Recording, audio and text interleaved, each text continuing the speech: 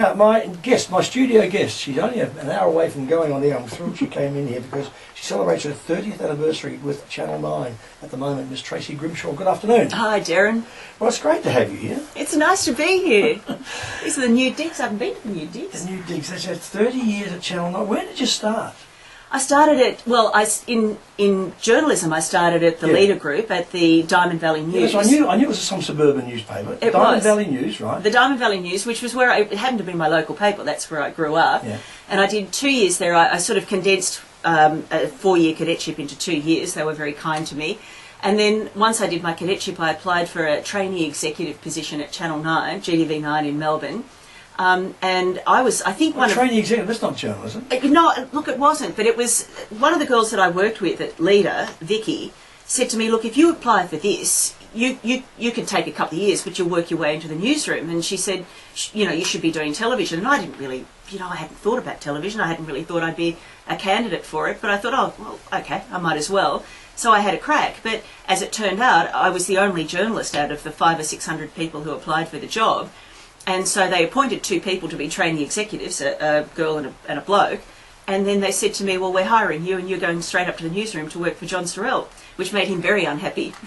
Yes. I was inflicted upon him and he liked hiring his own people. Yeah, he did too. And he was a clever newsman. He kept Channel 9 number 1 in the news for a long, long time, but he could be a bastard, and as you all know. Well, he could be a hard taskmaster, but he had a very soft-centred... He could be tough. He could definitely be tough. You knew if he'd stuffed up around Sorrell, there's no doubt about that. So 30 years at Channel 9. So you started when you were 3. Yeah, something like that. It's been extraordinary because you did all the jobs. I mean, you did all the hard yards, the on the road jobs, and. I did 13 years on the road at GTV, and I think that set me up. I mean, I wasn't in a rush to work in a studio. I wasn't in a rush to present. I certainly felt that I was underdone as a journalist when I started in television. 2 years in suburban newspapers, with a once-a-week newspaper, certainly didn't prepare me for the onslaught of, daily metropolitan journalism. So I had a lot to learn, I felt, when I started. And I was quite happy to do all of that groundwork. And then I started doing a little bit of news reading and on from there. And then, of course, at one stage, you had a chance. We shared one job. You did all those pilots for remember Midday? Yeah. Was it which Rain was that? David. David Rain. You did that. That's right. That lasted, I think, for Derryn. I don't know how long you lasted on Midday. 1 year. Oh, okay. Well, we're much less than you. I think we started on air in about the May. And then we were pulled off for the cricket in the October, and that was the end of us. And then Kerry Ann took over. The joke at the time was they had more pilots than the Luftwaffe. It did. Well, it did because I first piloted. I mean, the first choice for that incarnation of the Midday Show was Larry Emder, and then they were going to get a female co-host, and so they settled on me. So I piloted with Larry, and then they decided they liked me and they didn't like Larry. So then I piloted with Dickie Wilkins, and then I piloted with David Rain. In the end, they went with David Rain. There you go. So how long have you been at ACCA now? This is my 6th year. It's nearly 6 years. Yeah. The thing about current affair, we've argued this on your own program. We've had the fights before, and I'm not in the mood to give you a hard fight today because it's your story in 30 years. But you've had these moments of absolutely magic on a current affair. Some of the big interviews you've done that have really mesmerised people. When Tracy Grimshaw's been seen as Tracy Grimshaw, and it must frustrate you sometimes. I dug out one quote from when you told Maggie Tabrick you hated doing the tits and the boob stories, the bra stories, and all that sort of stuff. We don't do bra stories anymore. You'll be pleased to know that I apparently killed off the bra stories with that one quote. They don't work for us anymore. Well, that's just as well they did. But it's frustrating when you get to when you have to run some of those stories. And I was lucky with Hinch being my own EP, my own executive producer. And I'll tell you a quick story about boob stories. There was they ran a topless hardware store in Geelong, and it was suggested to me that we do it for our program. I said, no, it's just gratuitous, showing boobs for no reason. We're not going to do it. Current Affair did it with the Yana event. Yana walked out afterwards because she was annoyed about the story. I presume she hadn't seen it. Then anyone who ran the story saying that Yana was right to walk out, there was more of a story that the Hinch program would have done. And I thought, God, I'm getting the kicking for this. And I didn't even go with the story. You were furious. I was a bit upset about it. But when you do your big story, the Matty John stuff, Beaconsfield, you've had some great stories over the years.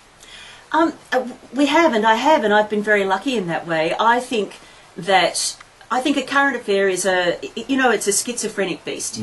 It's one thing one day and it can be another thing another day. And we manage to find viewers no matter what we try to do, which is sort of extraordinary when you think, we can swing from one extreme to the other in terms of the stories that we do and the way that we do them.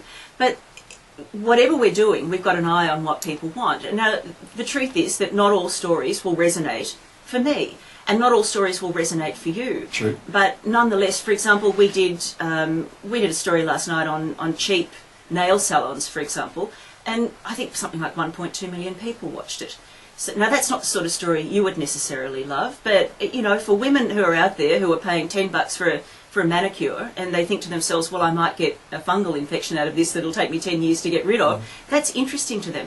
And these days, it's stories that hit people at home and in their hip pocket nerve that they want to know. They want to know about power bills, for example. It's obsessing people right now. And we would ignore that. We still don't want to know about pizzas, though. I don't want to know the best pizzas. Your power bill, I'll accept that one, but not the pizzas. Do you know? I know you've got a real bug about the pizzas, but I think we might do a pizza story maybe 3 times a year. All right. See, you're quite right. Some stories and shows won't work at certain times. I mean, Negus was never going to work on Channel 10 at 6 o'clock because you're doing. When I was at Channel 10, they put me on at 6, and I said it won't work at 6 because you asked me to comment on the news before people have seen it. And so even at 6:30, I think Negus is probably on the wrong station, wrong time, and my dear friend who's now the head of news and current affairs at 10, Derryn O'Brien, won't like this, but I don't think Negus, and he's rating about 500,000 he's pulling in, which is still only half of what you guys are doing, and less than half of what you're doing, less than half of what Today Tonight is doing, and you've got to get 1 million viewers at 6:30 to set the night up, otherwise you're cactus. You do, and to justify your budget, and for all of those reasons, you absolutely do. It's a very pivotal time slot, which is why, look, I mean, I like George Negus, I like him personally, and the sort of stories that he's doing is the sort of stuff that I constantly have people say to me, why don't we do? And I would say to you, the reason we don't do it, the reason we can't do it is look at the sort of numbers he's pulling nationally. I mean, 460,000 people nationally is not going to.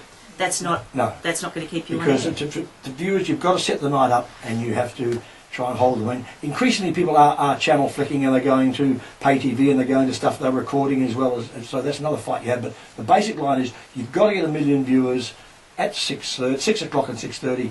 Otherwise, you're in real trouble. And we have. I mean, the last couple of nights we've done 1.2, and as I said, interestingly enough, on Monday night we did 1.2 with a story that ran about 19 minutes on Nigel Brennan, who'd been held hostage in Somalia for 15 months. It was, it was a very powerful story, Thank you. It was a powerful, strong story. And then the next night we did nail salons, and we pulled roughly the same number of people. I feel immensely grateful that we can pull that number of people with both types of stories. But you don't get a Nigel Brennan 5 days a week. What do you want to do apart from ACCA? What do you want to do next? Do you know? Derryn, I have honestly never looked to next. I spent nearly 10 years doing the Today Show, and constantly I had people saying to me, what are you going to do next? And I never looked to next until I was offered a current affair, and I thought, well, maybe it's time to stop getting up at 2 o'clock in the morning. And it may be that, one day someone will come along and offer me something that'll make me think, well, all right, maybe it's time to move on. But I really do get to stretch myself on ACCA. I get to do those, the Nigel Brennans and the Beaconsfields and the Matty Johns and the Shelley Walshes and those big interviews, and as long as I can do that, I'm a happy camper. See, the television is changing a lot because you've got a lot of variation. I'm actually doing Paul Murray tonight, Paul Murray Live on Foxtel. I do it occasionally. Yep. He calls me Dad because I think he looks like me. I think he does look like a mini me. Maybe my son, he might be. And now you've got a lot more variety of things that people can do. But you wouldn't want to do a Larry King, which now appears Morgan. You wouldn't want to do that. Because you love doing interviews. I would love to do probably whatever I did after ACA, and I don't have. I'm not pushing it. No. No, I know. I don't have an eye on the next thing. I really am very happy where I am. I love the people I work with, and I like what I do. Probably whatever I did next I would want it to be chat based. I do love a chat. We know this. Now we know. Speaking of which, 30 years of it, I'll make you feel old because do you know it is now 20 years since I gave you a lift in a Learjet? In a Learjet back from Sydney. It was during the airline strike, I think, wasn't it? It was the pilot strike, and I was about to. We bumped into each other at the Seagull the night before. Bar, yeah. That's right. You were with Derryn O'Brien, and I had just filled in on Nightline or something, I think, and I was going to have to schlep to the airport the next morning and get an international flight home from Sydney to Melbourne. And you and Dermot said, "Oh, come back in the Learjet with us." And I thought, well, you wouldn't knock that back. And I remember meeting you in the restaurant for breakfast the next morning before we made our way to the airport, and you two were downing Bloody Marys. Yes, well, it was a Saturday. That's right. I should hasten to add. And it was very nice. The Seawall being the Seawall Townhouse, there's no bar like that in the world anymore. I know. They actually made up bottles of Bloody Marys in wine bottles for us to take on the plane in case we needed it. Thoroughly decent of them. Very I decent. drank French champagne on that flight, and it was a breakfast flight, as I recall, and I remember needing to go to the bathroom halfway through. And there wasn't one. Well, it was underneath your seats. Yes. Apparently you had to pull the curtain around, and you two blokes had to get out of your seat, and I thought, oh no, we're not doing that. I'll just have to wait. Hang on. Yeah, okay. It was a very memorable trip, Derryn. Thank you for that. It wasn't the days, yes, when people like Christopher Skase could afford Learjets at that time. It was a beautiful time to work in television.